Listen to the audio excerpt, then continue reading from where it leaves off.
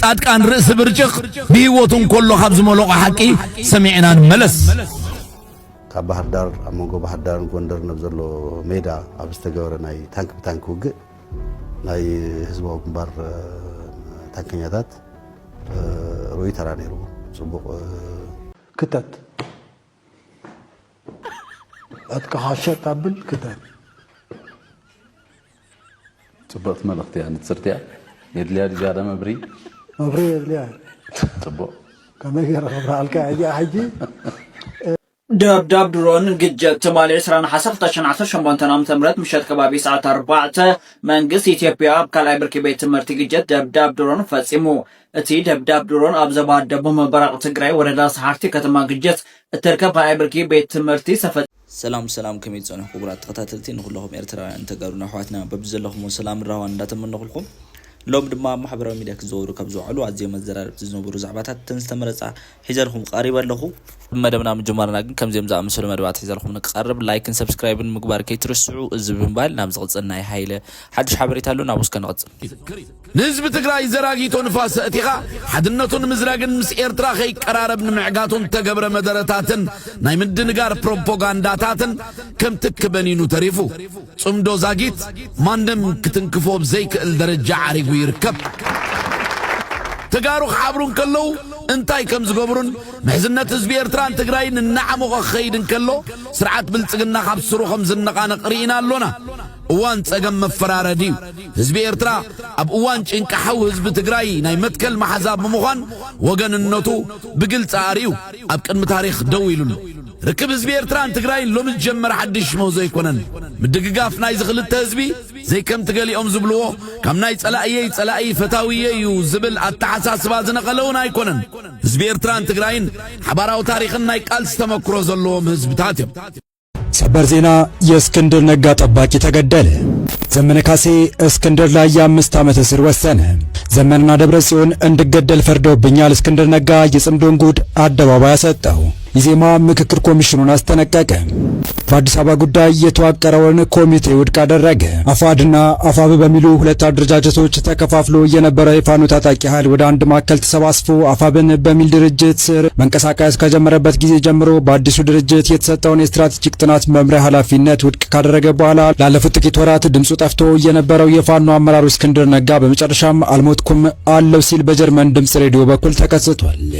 ባለፉት ጥቂት ሳምንታት የቀድሞ ጋዜጠኛና የሰብአዊ መብት ተሟጋች እንዲሁም ባልደራስ ለዲሞክራሲ የተሰኘ ፖለቲካ ድርጅት መሪ የነበረውና ላለፉት 3 ዓመታት ደግሞ በአማራ ክልል እየተካሄደ ባለው የትጥቅ ትግል ውስጥ ከፊት ከሚታወቁ የፋኖ አመራሮች መካከል አንዱ የነበረው እስክንድር ነጋን አስመልክቶ በርካታ መረጃዎች ሲሰራጩ ቆይተዋል። ከመረጃዎቹ መካከል ተሰውቷል የሚሉና በትግል አጋሮቹ ከታሰረ በኋላ ተገሏል የሚሉት ይገኙባቸዋል። እስክንድር ከዶይቼ ጋር ባደረገው ቃለ መጠይቅ በህይወት መኖሩን ያረጋገጠ ሲሆን በተለይ ከባለፈው ሳምንት አጋማሽ ጀምሮ ሞቷል በሚል በስፋት የሚናፈሰው መረጃ ሙሉ በሙሉ አስተባብሎ ነገር ግን ባለፉት 4 ዓመታት በተደጋጋሚ ከመሬትም ከአየርም በድሮን የታለሙ ተደጋጋሚ የግድያ ሙከራዎች ሲደረጉበት እንደቆዩና ከተሞከሩበት ግድያዎች ተርፎ በህይወት መኖሩ ለዶይቼ ቬለ ገልጿል። የግድያ ሙከራዎቹ ከመንግስትም ከታጠቁ ወገኖች በኩልም የተሰነዘሩ መሆናቸውን የገለጸው እስክንድር ከዶይቼ ቬለ ጋር ባደረገው ቃለ መጠይቅ ዝርዝሮቹን ከማስረዳት ግን ተቆጥቧል።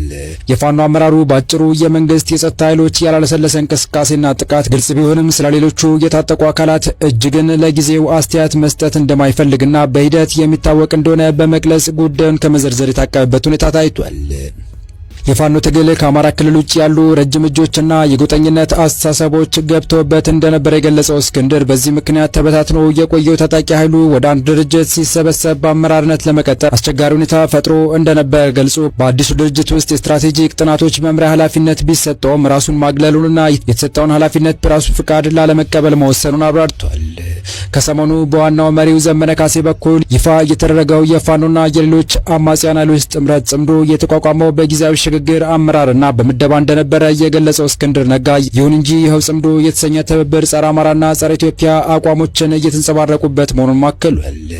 እስክንድር አክሎም በመላው አማራ ክልል ደም እየፈሰሰ ባለበት ሁኔታ ውስጥ ማንኛውም ውሳኔና ድርድር የአባላትና የህዝብን ቀጥተኛ ተሳትፎና ውሳኔ ማካተት እንዳለበት በመግለጽ በተወሰኑ አመራሮች ፍላጎትና ፍቃድ ብቻ እንደዚህ አይነት ዋጋ የሚያስከፍል ትብብር ውስጥ መግባት ተቀባይነት የሌለው መሆኑን በመግለጽ ተቃውሞውን አሰምቷል። ዛሬ የወጡ መረጃዎች እንዳመላከቱት ከሆነ በዘመነ ካሴ የሚመራው ኃይል በእስክንድር ነጋ ላይ የበቀል እርምጃ ስለመውሰዱም ተነግሯል። እንደ መረጃዎቹ ከሆነ የዲስፕሊን ግድፈት ፈጽመዋል በሚል በታጣቂ ኃይሉ የቁም እስር ላይ የሚገኘው እስክንድር ነጋ ከዶችቬሌ ጋር ፋኖና ጽምዶን አስመልክቶ የሰጠው አስተያየት በፋኖ ኃይሎች ዘንድ ቁጣን አስነስቷል። በዛሬው ዕለትም ከእስክንድር ነጋ የግል ጠባቂዎች መካከል አንደኛው መገደሉ የተሰማ ሲሆን በእስክንድር ነጋ ላይ ደግሞ የ5 ዓመት እስር ውሳኔ መተላለፉን ለጉዳዩ ቅርበት ያላቸው ምንጮች ያደረሱን መረጃ ያመላክታል። ክስተቱ ለፋኖ ቅርበት ያላቸውና እስክንድርን በቅርበት ለሚያውቁት ሰዎች ልብ ሰባሪ ሆኗል የተባለው እስክንድር ነጋን የመሰለ ለዓላማው የጸናና ውሳኔ የሚሰጥበት የፋኖ ትግል ቢኖር ኖሮ ደጋፊዎች እንጂ ነቃፊዎች አንሆንም ነበር ያሉ ለጉዳዩ ቅርበት ያላቸው የእስክንድር ደጋፊዎች ለዓላማው የመነነ ሲሉ የገለጹ ሲሆን በተደጋጋሚ ከግድያ ሙከራ መትረፉንና ዘመነ ካሴ እሱን ለመግደል ባደረገው ሙከራ በአጃቢዎች ለአስጨራሽ ትግል መትረፉንና የተወሰኑት አጃቢዎቹ በነበረ የተኩስ ልውውጥ መሞታቸውንም እንደሚያውቁ ምስክርነታቸውን ሰጥተዋል። በዘመነ ካሴ የሚመራው የአማራ ፋኖ ብሔራዊ ንቅናቄ ሐምሌ 3 2018 ዓ.ም ተጽፎ በተሰራጨ ደብዳቤ ከድርጅት አሰራርና መርህ ውጪ የሚያደርጉትን እንቅስቃሴ እንዲያቆሙ በሚል እስክንድር ነጋ ከበድ ያለ ማስጠንቀቂያ መስጠቱ የሚታወስ ሲሆን በግለሰብ ተደጋጋሚ ናይ ድሮን ድብዳው ተፋለ ካብታት ትግራይ ኢና ተፈጸመ ቀኒ እዩ ዝተፈጸመሉ አግባብን ንምንታይ ዝተፈጸመ ዘሎ ዝብልን ዝወጽሕ ጉዳኣትን ሓቀኛ መርዳእታና ተመሰረተና ኣብ ምድላዋትና እናቕረብና ቀኒና ኢና لمعنتون سرعة الزجنا نايت قصلة علامات مفتسمين يدرون دبدب أكيد الله يخون بر لمعنتون تستدبدب نايد تفتسمين يدرون دبدب أحرشة زو علن من معينة قدعة زي صحن كوينو يخون بر حزون حبرة سونا ببخاويو بزهل نايم حدار أكلاتون تنقع أخجبر كاكم زول حدقة خجات مكلون كاوزمر كتبنا محدار أكلات نجد نتحدق عن مكل خال رداء تخجور خوزق بام أكلات وصأنا هفس دقامنا تأكلنا توسخ متقعد فيه تصمنا نحدق خينك على نجبر بتمن استقرأي زقوم متعم فتون عقمنا بزفقدن بسترخوا عدلن نعرنا سوي المكلا خالي خنتكم كل جزية أكيتم عالم وين درون دولا يفتسم يجن ناي نفرت دولا يفتسم يجن من قصاتن هزوم ببوانو كتتل ناغورو سوتن كأن خجبر يوم زحبرو أقطعم خينو تجري أكل إثيوبيا يا عرضات خالد هاجر يكونتن سلذي نجز عدي أكل ليكم زول بدل كفت ميلنا بزي حسابنا بوهري ون حد خلله وش هاجر كوينا حد كيد كلا كاب مجز من قستيكم زول خمس أن إيه إلى تفلين أير هاي المكان خالد جبريات وهاي تيجي جبرنا يتلمدن كاودي زوجس تجري وزحاتو أقطعت النخافلة تمتسلع هزون من قسم تجري نجيء قمة زأتوه عام بزفقده عالم لخ حقتاتهم بزفقده وعامتاتهم بزفقده ومدلواتي جبر اللوجن من قسم تجري وانن بتطل من مسارتين زجبر سكعز جبر نجزيت نكاح نجبر من قسم تجري زجير مالته ونقول كل نجارون نكالا خالو مال السلة زي كونه ببزخ عنا يو عامنا بزفقده نكاح نجبر كاوت تأكلاتن محدار أكلاتن زوها ونخم زيزول ممرحتات تات حواري تاتون بونا تردينا خم تجبرينا بزقات أمزيو حدا راح نقول ندلي ملأتناون كنا حد لفندلي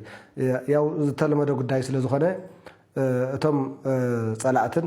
ناي صلاعت عفنيا تحت خونه ننداني الكبرت يخون قالت صار هستقرأ زخنة جنسايدرات بمبرخم بعراي لفنتاتيوم بحدش قلوت بحدش حيلي صار هزوم تسلفهم زلوا تجارو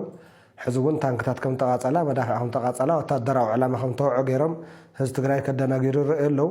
بتعم زقرن قلقليو كانوا خلت 3 عامات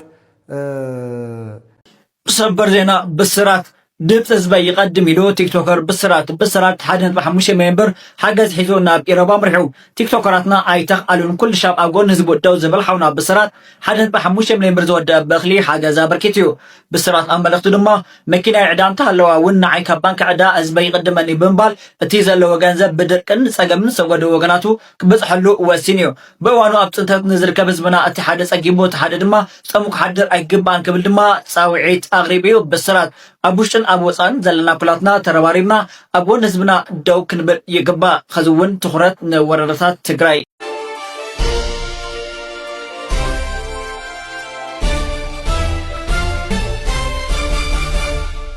سلام تنهبلنا بيتسب أفوت ميديا زي أفوت ميديا إن ساعات زبلنا محبريتها تحزنا لكم بتنا لنا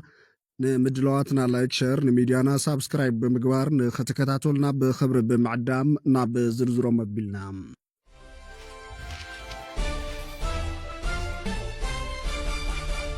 ኮሚቴ ድሕነት ጋዜጠኛታት CPJ ኤርትራ 16 ተባሂሎም ንዝፍለጡን ንኣስታት ርብዕ ዘመን ብመንግስቲ ይህግደፍ ተጨውዮም ዝርከቡ ኤርትራውያን ጋዜጠኛታት ናይ 26 ህግራዊ ሽልማት ናጽነት ፕረስ ክወሃቦም ዘሕለፈ ውሳነ ፐን ኤርትራ ብሓጎስ ከም ዝተቐበሎን ናጽነት ፕረስን ሙያው መሰል ጋዜጠኛታትን ኣብ ምኽባር እውን ብዝለዓለ ደረጃ ክሰርሕ ምዃኑን ገሊጹ እዚ ህግራዊ ፍሉጥ እዚ እቶም ንዓሰርተታት ዓመታት ብዘይ ዝኾነ ይኹን ክስን ፍርድን ኣብ ቤት ማእሰርቲ ንሳቐዩ ዘለዉ ተባዓት ጋዜጠኛታት ዘድንቕን ዝወሰድዎ ትብዓትን መስዋዕትን ዘኽብርን ኮይኖም ኤርትራ 16 ተባሂሎም ዝፍለጡ ጋዜጠኛታት ኤርትራ ምስ ካልኦት ዜጋታት 6 ሃገራት ብምዃን ናይ ክብሪ ሽልማት ንክብሪ ከተሎም ዝተወሰደ ስጉምቲ ዓብዪ ሓላፍነታዊ ውሳነ ምዃኑ እውን ኤርትራ ዘረድም እዚ ናይ ክብሪ ሽልማት እዚ ህግደፍ ቅድሚ 25 ዓመታት ንነፃ ፕረስ ኤርትራ ሙሉእ ብምሉእ ረጊጹ ኤርትራ ብደረጃ ዓለም ሓንቲ ካብተን ዝነውሐ እዋን ዝወሰደ ናጽነት ፕረስ ናይ ምርግጋጽ ወፈራታት ዝረኣየላ ሃገር ክትከውን ድሕሪ ምፍራዱ ዝኽሪ ጸላም ዕለት 18 መስከረም 2001 ኣብ ዝዝከረሉ ቅንያት ዝሰዓበ ኮይኑ ጎናጎንቲ ናይ ኣፍሉጦ ስነ ስርዓት ህግደፍ ሃለዋቶም ከፍልጥን ነፃ ናይ መፅሓፍን ምዝራብን መሰል ጋዜጠኛታት ክኸብርን ፀዊዓላ ህግደፍ 18 መስከረም 2001 ኩሎን ነፃ ጋዜጣታት ሃገር ክዕፅዋ ከም ዝወሰነ ድሕሪ ምእዋጁ ነታ ጸላም ሶሉስ እንዳተባሃለት ትጽዋዕ መዓልቲ ሶሉስ ስዒቦም ዝተሰወሩ ብርክት ዝበሉ ጋዜጠኛታት ለውጢ ዝደልዩ ፖለቲካውያን መራሕትን ካልኦት ጭውያትን ክሳብ ለይቲ ሎሚ ኣበይ ምህላዎም ኩነታት ህላዎም እንታይ ይመስልን ዘረጋግጽ ዝኾነ ይኹን ጭቡጥ ሓበሬታ ብወገን እቲ ስርዓት ክርከብ ከም ዘይተኻለ ዝንገር ኮይኖም ምስቶም ጋዜጠኛታት ብምዃን ዝተኣሰሩ ሰናዳቲ ሕተምቲ ጋዜጣን ገለ ተቃውሞኦም ዘስምዑ ውልቀ ሰባትን እውን ብተመሳሳሊ ክሳብ ለይቲ ሎሚ ሃለዋቶም ከም ዘይተፈለጠ ዝንገር ግዳይ ኣርመናዊ ተግባራት እቲ መንግስቲ ዝኾኑ ጋዜጠኛታት ድሕሪ ናጽነት ንዝነበረ ተስፋ ነፃ ፕረስ ተጠቒሞም ሙያዊ ኣገልግሎት ኣብ ምሃብን ከለዉ ዕንወትን ውድቀትን ኤርትራ ብዝኣወጀም ኢሰብኣዊ ተግባራት ዓሪፍዎም ኣብዚ ኣትዮም ከይተባሃሉ ጠፊኦም ምህላዎም ወሲኹ ዝገለጸ እቲ ሓበሬታ ብዓለም ለኻዊ ኮሚቴ ድሕነት ጋዜጠኛታት CPJ ኣፍሉጦ ክረኽቡ ምብቅዖም ሓጎስ ከም ዝተሰማዕ እውን ኣብ መግለጹ ይጠቒሱሉ ክተት ኣትከሓሸጥ ኣብል ክተት ጽቡቕት መልእኽቲ እያ ንትስርትያ የድልያ ድጃዳ መብሪ የድልያ ጽቡቕ ከመይ ገይረ ክብርሃልካ እዚኣ ሕጂ ብፍላይ ድማ ንሸሞንቲኦም ሰማዕታት ባድመ ኣብ ትሕቲ ሙሉእ ቁፅፅርና ኣላ እሞ ድሕሪ ደጊም ካብ ኢድና ወፀት ማለት ፀሓይ ዳግማይ ኣይትበርቕን እያ ማለት ምዃኑ ክምስክረልኩም እነኹ ሕድረኹም ኣተግቢረ ኣብ ማእከል ትግራይ ዝክረ ሰማዕታት ገብረልኩም ኣለኹ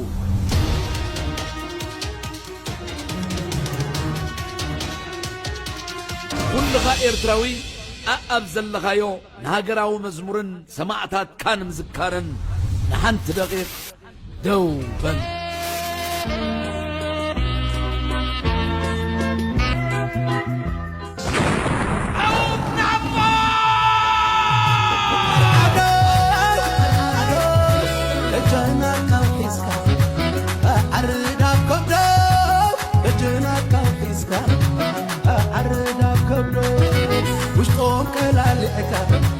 ودم قدا قدا ويتاي تساسلوس بركخا تسكدو أرعادو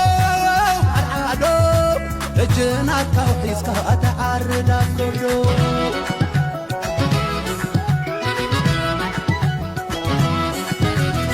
وخلو تساك تبع عبا مجنة زغطلو مدباتنا يراخبنا زغطلو مدباتنا دما إن شاء الله مقابر بلصقنا سيرنا أبتا سلامان حرنتان ترغاغصه حزبان اب سلاماوي وتو تمليسو نابروز مرحله تግራይ اب حرا ختمه مقله غايلا صندو تخيلنا كنراخبينا تطعمو لقحاو هوي قابل السلام لجا حيلتات مكلخال ايرفران سراوي تግራይ እዘን ወሰንትን ሓደገኛታት ምድሮና ክራያ ዘይከላ ወሞሃድ ዝፈጽሞ መጥቃዕታት ውጪታው ዝኾነ عاديهم كم زلوي وهمي تصابات وتي زركب زلو سلازم بالصقنا اذا بعد كل تግራይ ተረጋጋሚ ደብዳቤ ተረጋጋሚ መጥቃዕታት ይካይዳሉ ንምንታ ይሰራው ትግራይ አብላሊ ስርዓት ብልጽግና ሱጉንታት ዘይወስድ ንብሊና ንምንታይ መንግስቲ ኤርትራ በተረጋጋሚ ብስርዓት ብልጽግና አዚያኑ ዋር ተግባራት እና ተፈጸመ ሱጉንታት ዘይወስድ ንብሊና ሓደ ነገር ግን ይኸሸናል እቲ ዝኸሸን ዘሎ ነገር ግዜን ሰዓትን ምሳኸለ ቶም ዝምልከቶም አካላት ሕቡርናዮም ወይ ካት ነገር ግዜን ሰዓትን ምሳኸለ አባይታ ክንከታተሉን ንዕዘቡን ንብልጽግና ግን በዘይ ሓሰቦ መንገዲ ነሱ በዘይ ተጸበየ መንገዲ ነታ ብድሕሪት ኮይና ሕጂ መምርሒታት ናይ ኩናት ተህቦ ዘላ ሕብራት ኢማራት ዓረብን እስራኤልን ዘሰንብድ ኩነታት ኣብ ውሽጢ መሬት ኢትዮጵያ ክፍጸም ምዃኑ ኣረጋጊፀ ክሕብረኩም ይኽእል ምጽምዶ ተታሒዙን ካላ ሕብሬታታት ወፂኑ ኣዛዝ ናይ ፋኖ ወይ ከዓ ነቲ ናይ ወተሃደራዊ ክንፍ ናይ ፋኖ ኣዛዝ ዝኾነ ተፈራማሙ ምስቶም ኣብ ኢትዮጵያ ዝርከቡ ሓይልታት ምስ ግንባር ሓርነት ኦሮሞ ንበሉ ምስ ሕወሓት ሓባቢርካ እታ ናይ መወዳእታ ሸቶም ዕላማ 4 ኪሎን አዲስ አበባ ምዃና ወግዓዊ ዚ በዓል ጆሃር ሕጂ ዓበድበድ ዘብሎም ዘሎ ነገር ተወለድቲ ክልል ኦሮሞ ክሳብ ዝኾኑ እታ ኣብ ስልጣን ዘሎ መንግስቲ ብኣብ ዝምራሕ እሞኻ ብተወለድቲ ክልል ኦሮሞ ዝተዓብለለ ስለ ዝኾነ ተወለድቲ ክልል ኦሮሞ እቶም ንቑሓት ኢና ዝብሉ ፈላጣት ኢና ዝብሉ ኣብ ርእሶም ሒዞሞ ዝኸዱ ኣካይዳ ወይ ከዓ እቲ ናቶም ፖለቲካዊ ኣካይዳ ፍልስፍና ከምቲ 27 ዓመታት ሕወሓት ንኢትዮጵያ ዝገዛ ንሕና ከዓ ንኢትዮጵያ ን27 ዓመታት እንተተኻይሉ እንተዘይተኻይሉኻ ልዕሊ ንኢትዮጵያ ክንረግፅ ኢና ዝብል ቋምን መርገፂታትን ሒዞም ዝንቀሳቐሱ ዘለዉ እዞም ኣብ ኢትዮጵያ ዝርከቡ ዘለዉ ሓይልታት ከዓኒ ስርዓት ብልጽግና ካብ 4 ኪሎ ከይተኣልየ ዕሸል መራሒ ኢትዮጵያ ኣብይ ኣሕመድ ካብ ስልጣኑ ከይተወገደ ኣብ ኢትዮጵያ ሰላምን ምርግጋእን ክመጽእ ኣይክእልን ናይ ሓባር ጸላይና ብሓባር ነጥፍ ዝብል ቋምን መርገፂታትን ሒዞም ይንቀሳቐሱ ኣለዉ ስለዚ ኤርትራ ዘንድሮናት ኣብ ዕጥቂ ኣለዋ ሰራዊት ትግራይ ዘንድሮናት እዚአን ኣብ ዕጥቂ ኣለዋ ብልጽግናተን ዘለዎ ድሮናትን እተን ዘለዎ ቦምባታትን ሚሳይላትን ሰቂሉ ኣብ ጽርግያታት ኣብ ጎደናታት የዝንበናሉ ጽባሕ ንጎ ክመፅእ ዝኽእል ከምዚ ዓይነት ደብዳብን መጥቃዕታትን ግን ክጫወሩ ኣብ ነገር ይኽሸናሉ ኣብ ነገር ይጫወታሉ እዚ ነገር እዚ ምንታጉ ዘይተርፎ ብልጽግና በተረጋጋሚ ዝናዘዙ ሓደ ነገር ኣሎ ወርሒ መስከረም ሻዕቢያ ፋኖ ሕወሓት ግንባር ሓርነት ኦሮሞ ቶም ኣብ ኤርትራ ዝርከቡ ተወለድቲ ክልል ዓፋር ሓበራዊ መጥቃዕትታት ከካይድሉ እዮም ዝብል ብልጽግና ጠርጣረታትን ፍርሕን ሻቅሎትን ኣለዉ ኣብ ወተሃደራዊ ማዓስከራት ናይቲ ሃገር ንኣሳሰለ ሰዋርሕ ወተሃደራዊ ስልጠናታት ከካይዱ ፀንሑ ተመሪቆም ሎሚ ናብ ዝተፈላለዩ ከባቢታት ብፍላይ ከዓ ናብ ክልል ትግራይ ናብ ዞባስን ከባቢታት ክገዓዙ ውዒሎም ይርከቡ ኣለዉ እዞም 3 ወርሒ ተዓሊሞም ዝብለኩም ዘለኹ ሰራዊት ሎሚ ናብ ዶባት ናብ ደቡብ ትግራይ ከምኡውን ምስ ክልል ዓፋር ናብ ዞባስን ከባቢታት ዝገዓዝ ዘሎ ሰራዊት ዕድሚኦም ካብ 14 ክሳብ 17 ዓመት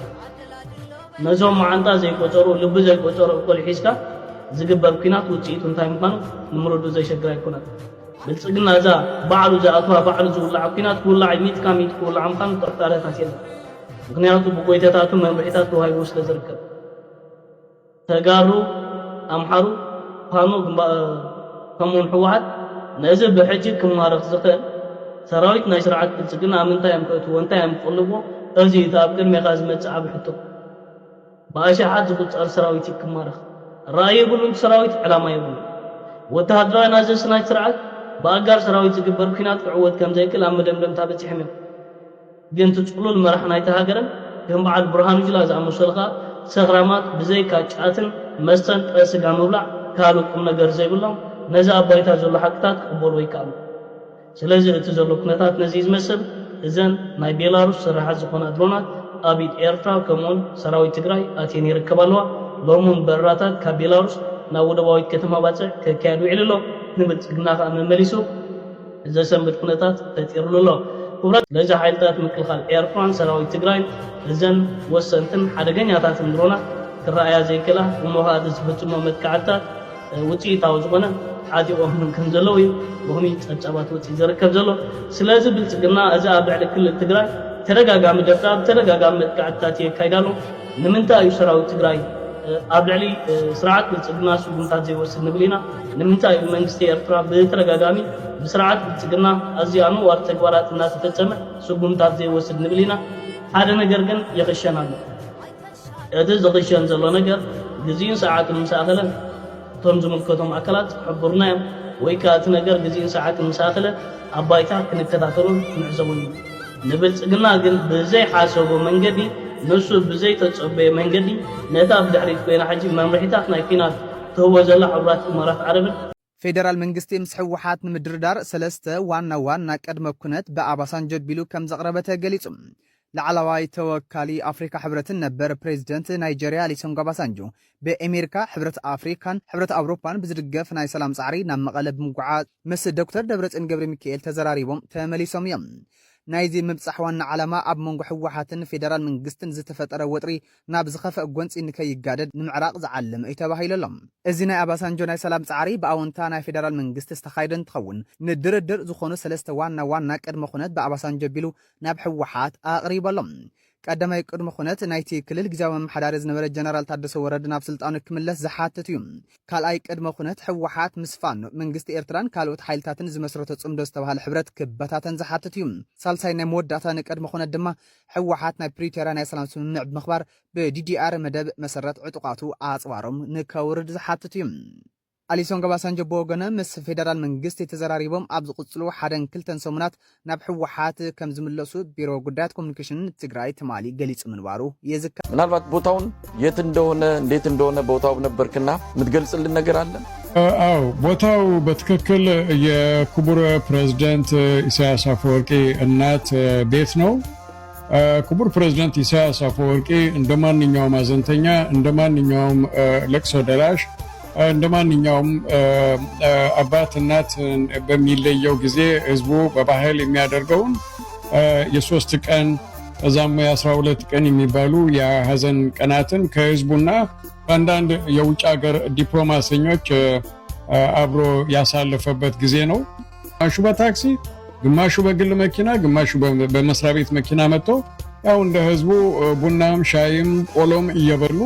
የክቡር ፕሬዝዳንት ኢሳያስ አፈወርቂ እናት የቀብርና የሀዘን ሽኝት የተደረገበት አጋጣሚ እዛ በስፍራው ተገኝቼ ነው። እቲ ባክግራውንድ ናይ ኢትዮጵያ አቃውማ ናይ ሕብረተሰብ ምፍላጥ ሓትት እዩ። ቅድም ብጀካ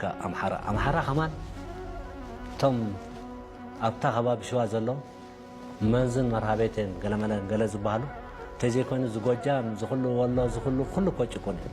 ኩሉ ሕብረተሰብ ጭቁን ስለ ዝነበረ ብፍላይ ከዓ ኣብ ጦር ሰራዊት ኣብ ግዜ ሃይለ ስላሴ ተቐባልነት ክትረክብ ትኾንካ ባጫ ወዲ ባጫ ኣባዱላ ተባሂልካ ተኣቲኻ ከምዚ ማዕረ ኣድጊ ማዕረ ገለ እዮም ዝርኢኻ። ስለ ሽሞም ኣብኡ ሽሞም ልውጡ ነይሮም፣ ኩሎም ልውጡ ነይሮም። ኩማ ምደቅሳ ሽሙ ናይ ባሕቂ ኩማ እዩ። ብዋት ተወሉ ከሎ ኣብ ጦር ሰራዊት ግን ታየ ተክለ ማርያም እዩ ዝፍለጥ። አባዱላ ገመዳ ምናሴ ወልደ ስላሴ ይዝፍለጥ ኣብ ኣምርኻት ባጫ ከዓ ኣትንኩት ተበለ ይዝፍለጥ። ሕጂ እቲ ናይ ክርስቲያንን ናይ ተዋህዶን ናይ ኣምሓራን ሽም ሕዙ ድሓር ተለዊጡ ግዜ ወያነ መፅያ ጨፍለዋ መደበር ኣትያ ቀጥቂጣ ኦፒዲኦን ገላን ምስ መስረቱ ኣብቲ ኦፒዲኦ ናይ ኦሮሞ ከኣቱ ተኾይኖም ከዓ ናይ ኦሮሞ ሽም ክላበሱ ነይሮም። ስለዚ ናብ ባጫ ምለስ እቲ ከዓ ናብ ኣባዱላ ምለስ ከዓ ናብ ኩባ ምደቅሳ ምለስ ደብዳብ ድሮን ግጭት ሶማሌ 2018 ዓ.ም ምሽት ከባቢ ሰዓት 4 መንግስት ኢትዮጵያ ኣብ ካልኣይ ብርኪ ቤት ትምህርቲ ግጭት ደብዳብ ድሮን ፈጺሙ።